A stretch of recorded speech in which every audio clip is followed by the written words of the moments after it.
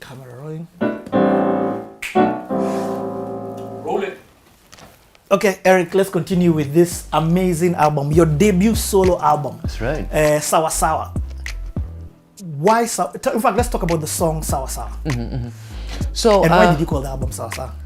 Well, one of my favorite verses comes from Isaiah chapter 40. I think it's 28 and 29. Those who depend on the Lord shall soar with wings of eagles, right?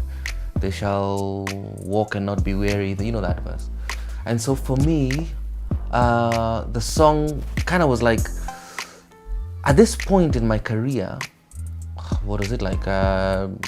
Maybe 8-9 years in, you know, and so I'd been through a lot, you know, the whole thing with Five Alive, trying to find the record deal, etc., etc., and just telling myself that it was going to be okay, you know, that there's a line in there. One of my favorite lines is I've stretched my rod as far as I can reach, right?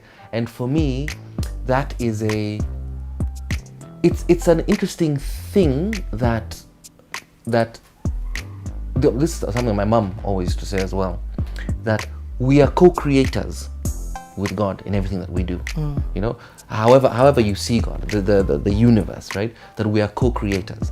We are, and one of the best examples is like Moses and the Red Sea, right?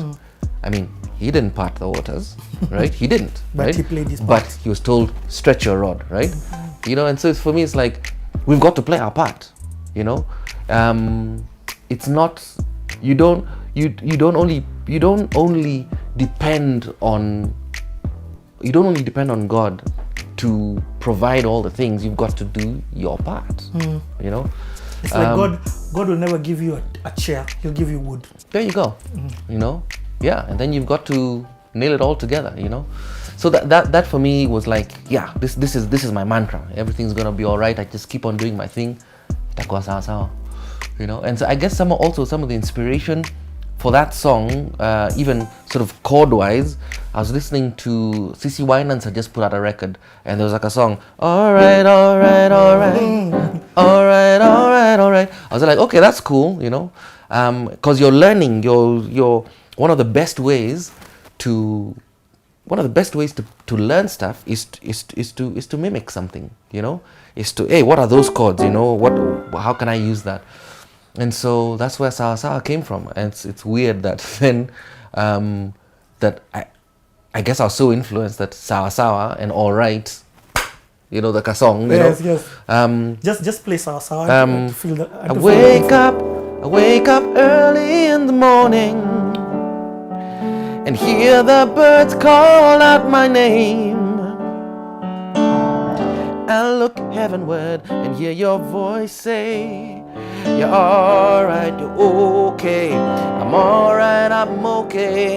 Sawa, sawa, sawa, sawa. Another day and another hour. A bower, bower, my bower. I'm growing wings to fly like eagles. Higher, higher, higher, higher. I'm reaching for the stars and further. Sawa, sawa, sawa, sawa. Sawa, sawa. Every day in my dreams, I'm rising, it seems.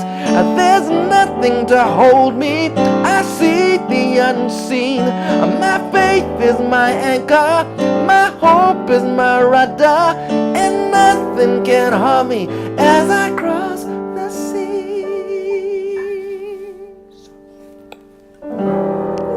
Etc. Let me ask you, did you do voice lessons in Berkeley? No, I didn't. I did a few sort of privately, right? I decided to be a piano principal at Berkeley because I felt it was going to improve my songwriting, right? And I don't know, I thought that I could pick up sort of voice things as I went along, right? But I needed that foundation piano-wise. I get. So have you done voice lessons or you just teasing? I did 2 or 3, you know, yeah. But I mean, piano was my instrument at Berkeley. Yo. You know. Okay, so you call this album Sawa Sawa, package it, release it. So what I'm hearing, you started releasing it in the States first with MailChimp and all of this. It wasn't MailChimp. I mean, no. This is no. By post office, PO box. PO box. Exactly. Yeah, you know. And so there was also a gig that we used to play. We used to play a gig I think it was every 2 weeks or at a club in Boston. It was called Riles, right?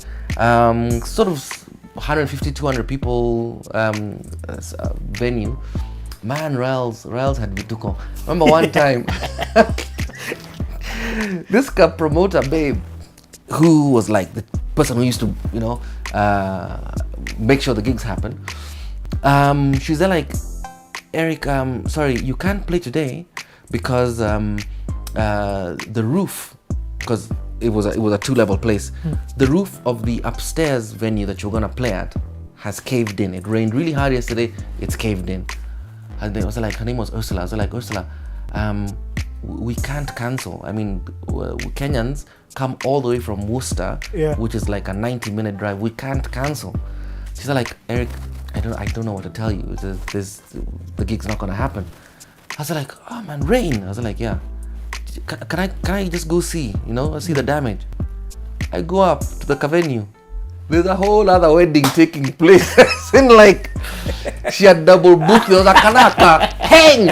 I was like, Ursula bwana. I've got guys coming from shags of Boston, right? You booked a wedding. You just tell me the truth, right? And so we actually went up to the bride and groom. Because there was a small party of about 20, 30 people. I was like, look, I'm really, really sorry, right? But there's been a double booking of this space. Sindio, you let us play our gig, and then you guys just join the kanini. And enjoy. They're like, yay! we played this kabash. Kenyans like this, and this Zoom's couple from Boston having a wonderful time for the wedding party. It was great. So, so a lot of Kenyans used to come for. So they would come, but then we started playing the gig. We started playing an annual gig in addition to those at one of the biggest clubs in Boston called the Rack, right?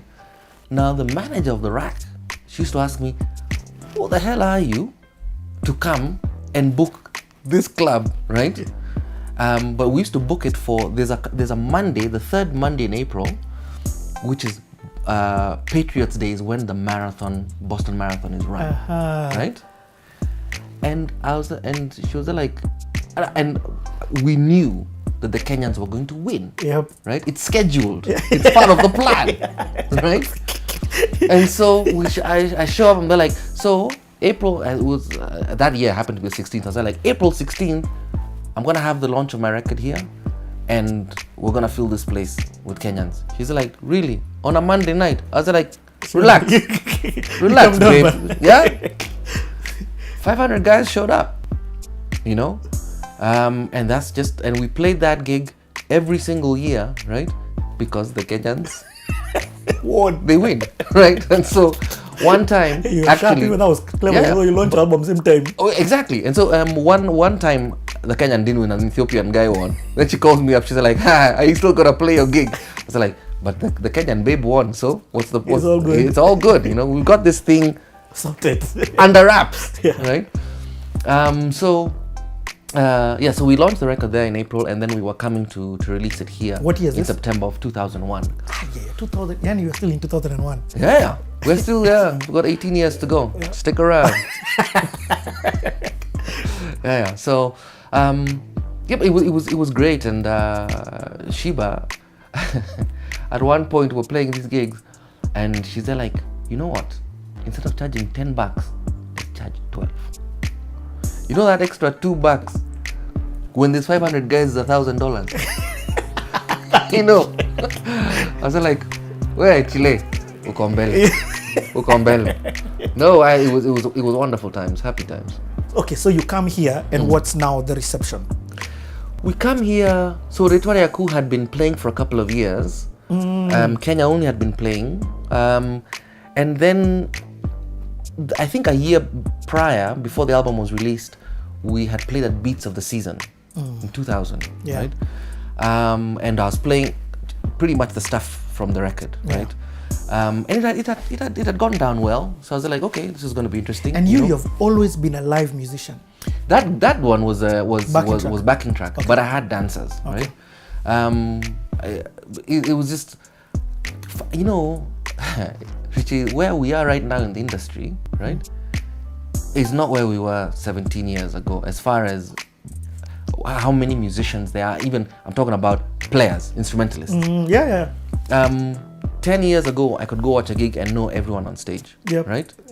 But nowadays you go, maybe even the vocalist you don't know, right? What are now the percussionist or the drummer, you know? There's so many players, there's so many, right? And back in the day, like, to find a band who were going to nail the stuff in the 1 week that you were here, that was, you know, I get what you mean. You know what I'm saying? Because I keep forgetting that you're coming from abroad. To do your thing, then you're out back. Exactly. I mean, like right now, the Totses of the world, Akina Benja, Akina Mavo, these guys nail stuff. Whichever musician you are. Even Beyonce come. Exactly. You know, guys are ready, you know. But that was not where we were back then. And so I had the choreographer at the time, a guy called Brayo. Yani, he, by the way, is the one who even saved Nchi Ya Kitu Kidogo that day of the music festival, right? Because when those guys were saying to get off stage. Okay, tell us about this.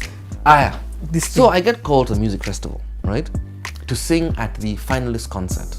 This is 2001.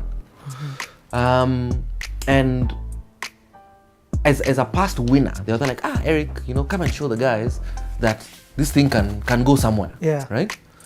And so they asked me, we had gone up to the sound booth, they're like, what songs are you going to play? I was like, I'm going to sing a song called Sawa Sawa and another song called Nchi Ya Kitu Kidogo. They're like, 1:20, right? Cheers. So we go down, we start, we sing Sawa Sawa, it goes down. Now it's me and Brayo and some dancers, right? So Nchi Ya Kitu Kidogo starts to play another track. And it has been getting some airplay. Saitochi is sitting there, right? The organizers begin to panic, right? There's a guy on the side of the stage, he's calling me, right? And they're like, hang on, we've started singing the song. I ain't coming. I'm not coming at kuja, whatever, you know? Because also, I've seen guys at the music fest as well, when the guest of honor arrives, guys are performing on stage, guest of honor is late. These kids, they have to stop their performance so the guest of honor can come and take their seat, right? It's like someone has pressed pause, right? And then when the guest of honor sits down, unpause and you continue. I'm like, hey, no, I'm going to stop singing a song at you because of what, right? So I already had that car. You don't stop a guy in the middle of a song. I'm just in an album, You know what I'm saying? And so it was that, and it's just unprofessional. Yeah, it is. You know? But it turned out he was calling me because they were panicking. They're like, you can't sing this song in Moi's Kenya with the vice president sitting there. Right? And so they say the part of the myth is that they were trying to switch off my microphone. It's not actually true. The mic cable was faulty, so it was just, you know, I was having to whatever. But they did go into the sound booth, right, and ask, where's the music coming from, right? Those guys up there in the sound booth, they're like, we don't know. They came and literally stood against the machines. They're like, "Atujui inatoka wapi?" What? You know? So those guys had our back, right? So now on the side of the stage, the guy's getting more sort of agitated. Kuja funga, right? And then I hear Brayo behind me. He's there like, dance hard. He's saying to his dancers, dance hard. I was there like, I can't let these guys down, right? But because I was beginning to get quite intimidated, right? You're like, hey, what am I doing? And then the audience chikas the chorus, and then they start to sing. Nchi Ya Kitu It just became a thing, right? I was like, yeah, man, we're seeing this one through to the end, you know? And so then we walked off stage, and then some other, to me, big guys in suits, they're like, Eric Wainaina, right? My bro was like, ni mimi. So they took my bro off to a side somewhere, talked to him a bit, whatever, and then he came and told me, let's get in the car, and we just bounced. What? Right? It was that level of whatever. But then, like I'm saying, there's a journalist, Jamhuri Mwa Vyombo, who came and was like, tell me about this song. Now she's interviewing me in Swa. And it's like, First of all, and here you are, you've written a song about corruption where you're calling it kitu kidogo. And she's there like, sasa uta mambo ya rushwa na what was the other word? Ufisadi na rushwa. They're like, I've never heard these words before in my life. And I'm having this interview with Chile from the coast being like, basi tuambie unaonaje rushwa. So kaya bounce from Kingman you're going to connect. Kabisa. Anyway, so like I was telling So you, now that that's song that got picked up. But the next day I was on BBC as like Network Africa called from London, and I was talking to my heroes, Alex Brody. They're like, I've been listening to you in America all this time, and you're interviewing me standing here in Westland. Like, yeah, man, let's rock on. But anyway, that's how that particular situation played out. That's so cool. Yeah. So that album explodes here. And this is now the again, I'm stressing on this first album because it solidified you as a musician and even changed you from the I'll keep using ondio to this is a music activist who is fighting for us. You get what I mean? It's like what you were saying about Ridiculous. That's what we felt you were doing for us musically that hadn't been done in, I mean, I'm not saying they were not, but it was, I'm talking about my era. Very relevant, very, okay, we get this thing, and very pop, and also great music. So that, of course, explodes the brand Eric Wainaina. What does that do for you? Or you know, every time I've been talking to you, it's like you're a bit aloof about what was happening to you guys stardom-wise. Do you get? Like when I was talking about Five Alive, I'm like, it was a big deal. It was, you guys were a big deal. And even this Sawa Sawa album and Eric Wainaina, that was a big deal. Where does the story go from there? Where does the story go from there? So we put out the record, then I pretty much went back to school, you know, and I was insulated from a lot of the stuff that was happening because I wasn't here, right? That's what I fully understood. You know, and so like, I remember one time someone saying to me, Nchi Ya Kitu Kidogo, vumad like crazy, right? I was like, okay, thanks for telling me. Let me say this as a musician. There are some songs that, when I was a musician, there's some songs that are released would only get known in Nairobi with a certain demographic of people. Nchi Ya Kitu Kidogo was known across the country to all different demographics. Kids were singing it, old people were singing it. You get? That's when I'm talking about, Nameless calls it a mega hit. Mega hit is just everybody's, Ninanoki for Nameless was a mega hit. But it's not just a mega hit because till today, the song is played. Till today. So it's like a timeless song. That's when I'm talking about what that song did. That's why I'm spending and dwelling so much on the explosion of that album. Yeah. I mean, guys even who didn't know Swahili, I mean Kikuyu, sing Ritoa. See, I'm a Kikuyu and I can't even say it. Ritoa yaku. It's Sawa Sawa. I mean, it's been life-changing for me as a record, you know. One of the songs on it, Daima, right, just continues to do interesting things like on Skiza and stuff, you know. Yes. You can tell us what has he done on Skiza? I know it was voted the most downloaded Skiza tune. Thank you. Not voted, by the way, this is not even about voting. This is just collection and saying the number one Skiza tune of the thingy was that. Well, I mean, thankfully, you know, once again, you never know what's going to happen with a jam. You write a jam from a standpoint of honesty, and it takes on a life of its own, you know. But for example, 10 years ago, our complaint was distribution, right? But digital has come to really change that space, right? And I mean, for me, like, there's always complaints about, or there's a discussion about the sort of the percentage split, right, with ourselves and the aggregators and Safaricom, right? For me, it's a really big deal that I put out a song and there's 40 million potential subscribers, right? People who, and there's no gig that I can play that will have 40 million people there, right? So Safaricom has provided us with this platform this entire market, right? We can argue, we can discuss, hey, maybe there could be some more, there could be percentage points more in our favor, yes, but there's other, it's not only Safaricom, there's the government, there's VAT and excise, right? So 16 and 10%, right? This is a conversation that we could also have with the government and be there like, hey, maybe that excise tax, you need to, right? How about you waive that and put that into some kind of music education program, right?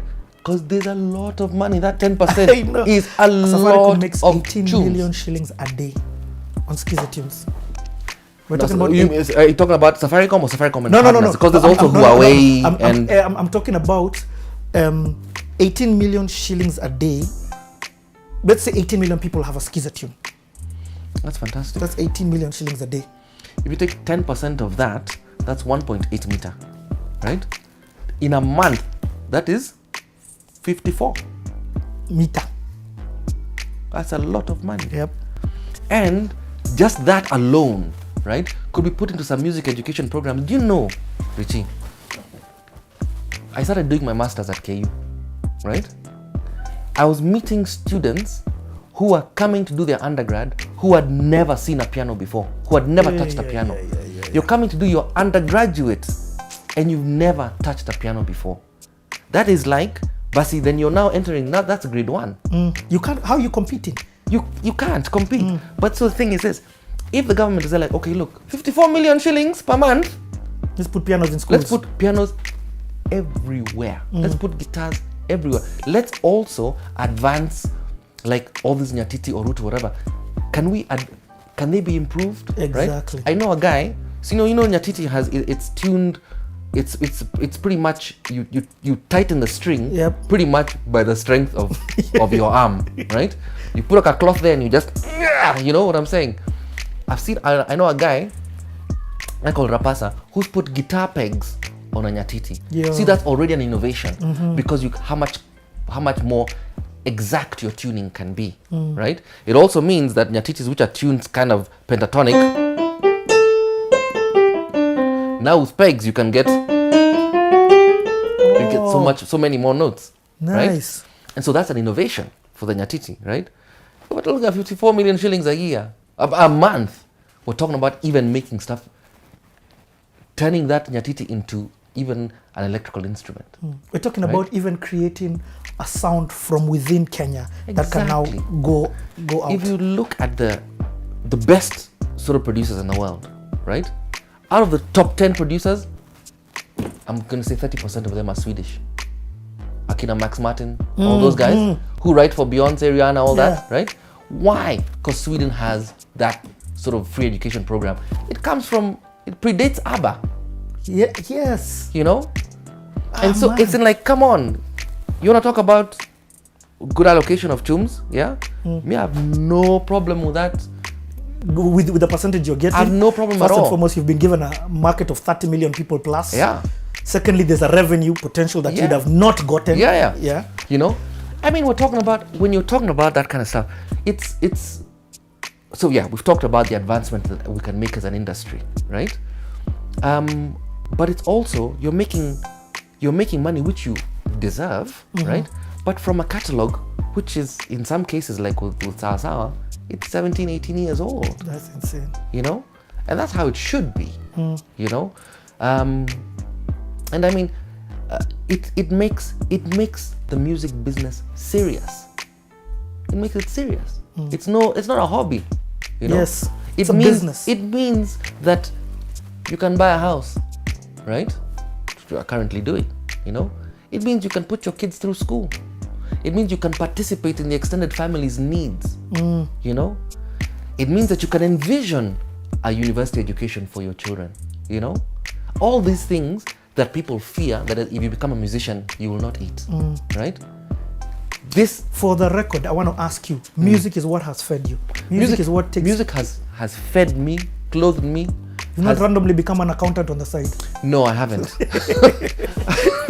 Everything. So I have diversified sort of my music output. Exactly. And we'll enter the theater inside like that. But it's all music. Within music now you're able to grow. I mean, dude, you said music paid your fees. Yeah. Do you get what I mean? The Yeah. CDs and your upkeep when you were Oh yeah. abroad.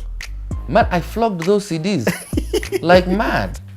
Became pretty much like a member at the post office. They're like, oh, Eric, How you doing? good to see you again. You know?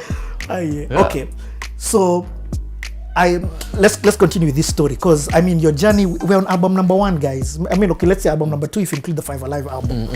Next thing is when I as well come back into the country, and one day I'm at Kijiji and the great Eric Wainaina walks in, and now this is the first time I'm meeting you face to face, and you were recording a song with Kanji called Mabawa at the time. Oh yeah. I was like, I'm in the presence of greatness, people.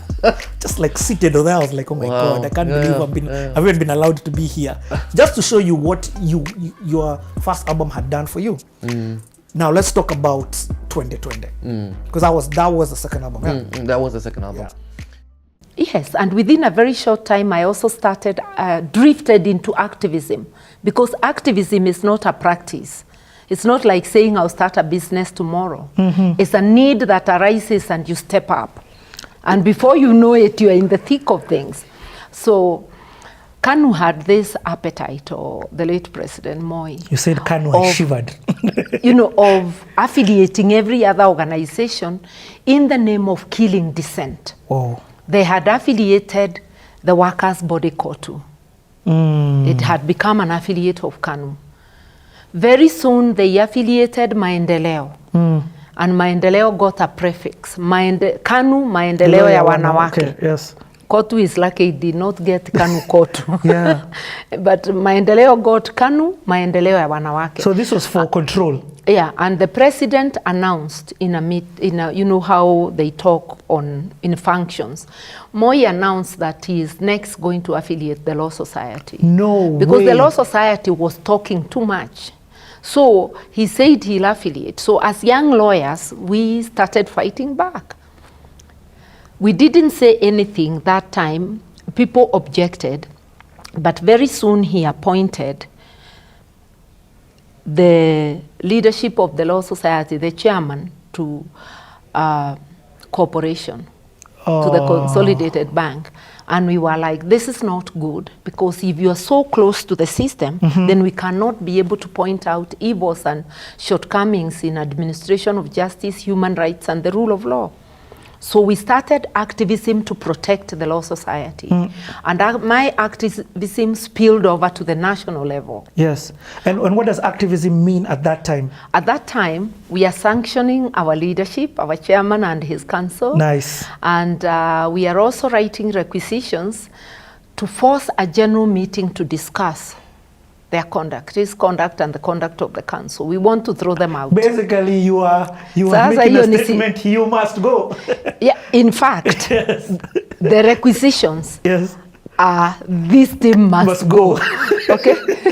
And the law at that time, because Law Society is governed by the Law Society Act, Yes. is that 15 members of the society could requisition a meeting. So I would draw a requisition calling a general meeting with the agenda to discuss the conduct of the chairman, and I would append my signature as the first. Wow. And my membership number. Then from there now circulated to colleagues to sign. You will find that it's young lawyers who are signing, not the well-established lawyers. What? So we'd sign the requisition. I take it to St. John's, where the Law Society was situated, and the council wouldn't respond.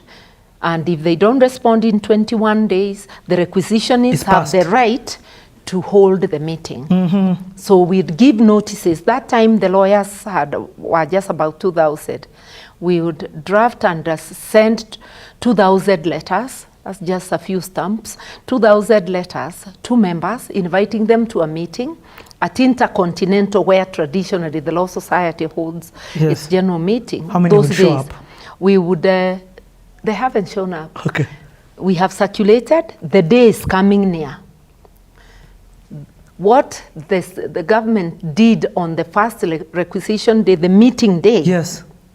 they brought askaris to condone Intercontinental. What? As the chief requisitionist, I go through the police and then I enter Intercon and I find the manager waiting for me.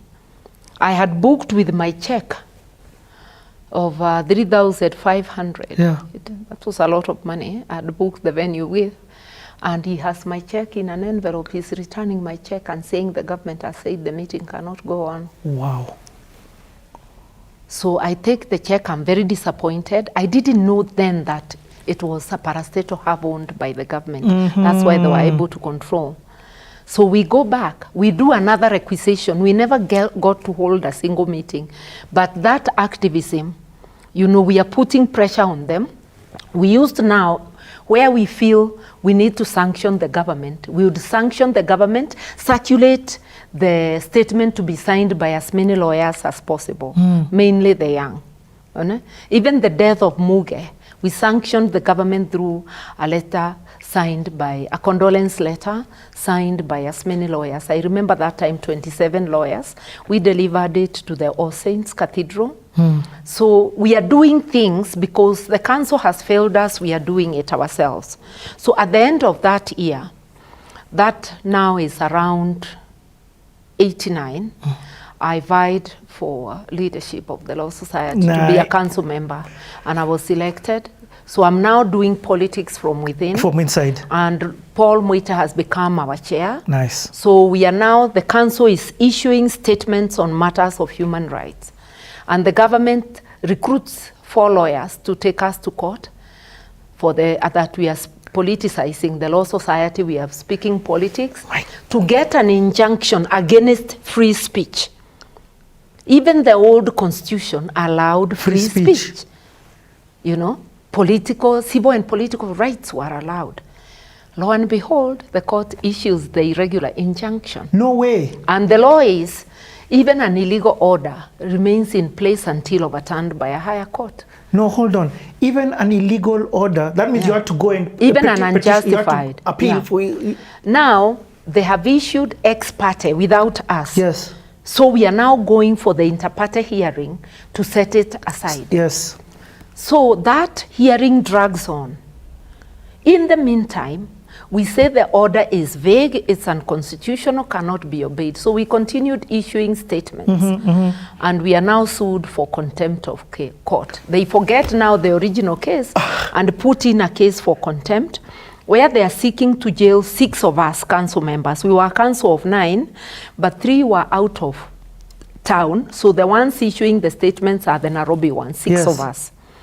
So we were tried for contempt. And could have been jailed. The Moi regime was serious and they were intent on jailing us, but the national outcry was a lot.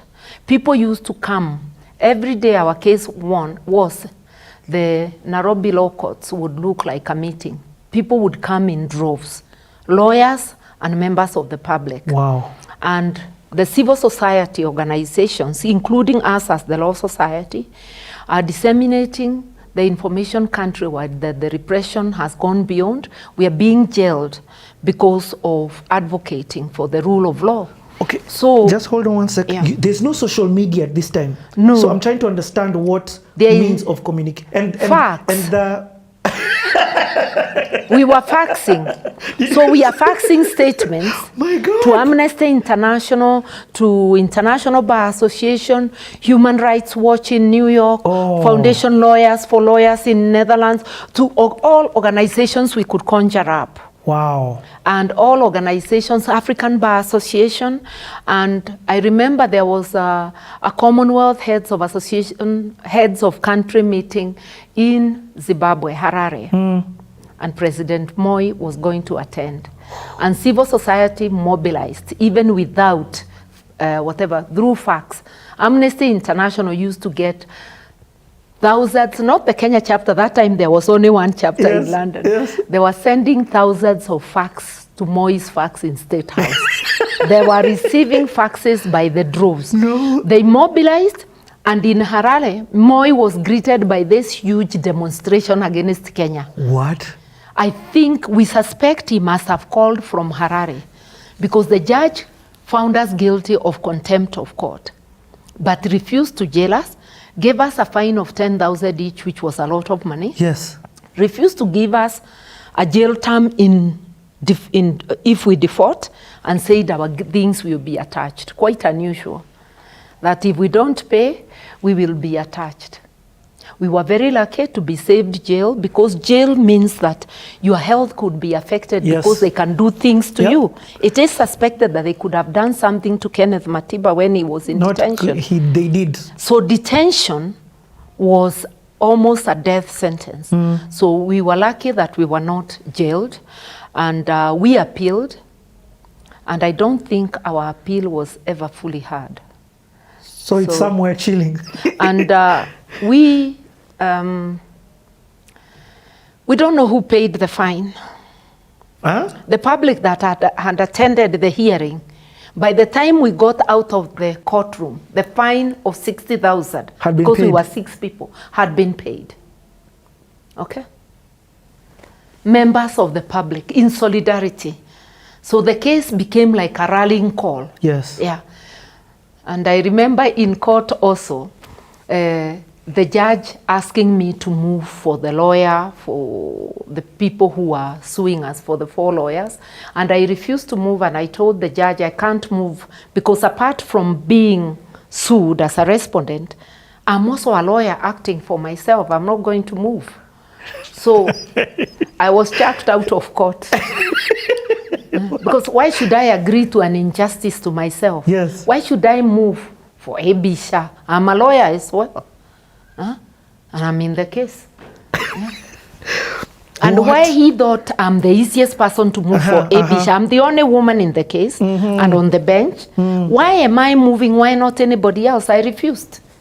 And I was thrown out. held you in contempt of court. No, I was thrown out for that session.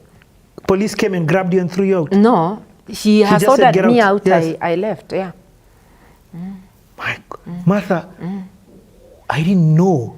This is, first and foremost, I'll keep using the word active citizen. So you're using the gifts and talents that you have and the skill, which is within the law society, within being a lawyer, to fight for the injustice that is about to happen. I am fighting every injustice I see, and I do it still today. Even that injustice of telling me to cede my position to somebody else, which was gender discrimination. Yes. I didn't verbalize it as such, Yes. but you look back on it and wonder why. Why me? Why should I be the one to move for Ebisha? I refused. At this time, are there many lawyers within the Law Society of Kenya? Yeah, people were coming to listen. Oh, there was a lot of solidarity. Since their counsel taken to court, there were a lot of lawyers in solidarity. But you see, they are at the back. We are at the back. We are at the front as litigants, and we are also representing ourselves. Apart from having lawyers appear for us, we are also representing ourselves. There's a theme that I'm seeing, especially with what's happening right now. What happens to the older generation that makes them laggards in terms of fighting for injustice? I remember one lawyer who later became a judge and is now late, telling me, I met him on my way to the court, and I'm asking him, "Senior, please sign this petition for me." He said he can't. He's told me, "You know, you've got nothing to lose. I've got a lot to lose." When I prodded him further, he meant he has property that can be confiscated by the government. So he was meaning earthly things and his ranking. Yes. Me, I've just started a practice, so there's nothing to lose there. He has a lot to lose. But in terms of life, I have a life like him. You're a mother with 2 kids. There is no life that is less worthy because either of a position or whatever. Yeah, but you can see he verbalized the resistance of the older generation. You've really nailed it. It is the boldness of the youth, the energy, the daring. You can't compare it to anything. And that is why even in traditional society as today, who goes to war? The army doesn't recruit your parents, it recruits you. So the young are the engine of revolution, engine of development, engine of change, engine of everything in a home. Wow. In a home, and including the home called Kenya. Okay. They are the builders of the nation. We can call ourselves fathers and mothers of the nation, but the real builders are the youth. And I call them wenye nchi. Sisi ni wananchi. Yeah. Like, you know, wenyewe, the youth. Your fight was such a necessary fight. Imagine if the Law Society of Kenya lost its voice through affiliation to the only ruling party. Where we would be today is not where we are. Because the Law Society was sort of like the unofficial opposition, together with the few voices of the religious leaders. Because it's not the entire religious leaders that rose up. It's a few brave voices, such as the late Henry Okuru, Alexander Kipsang Muge, Wow. Bishop David Gitari, the Reverend Timothy Joya, Yeah. and a few others. Wow. Okay, we're taking a 2-minute break. Let that simmer in. Share this video. Such a valuable conversation. Thank you so much, Martha. We're coming back in 2 minutes.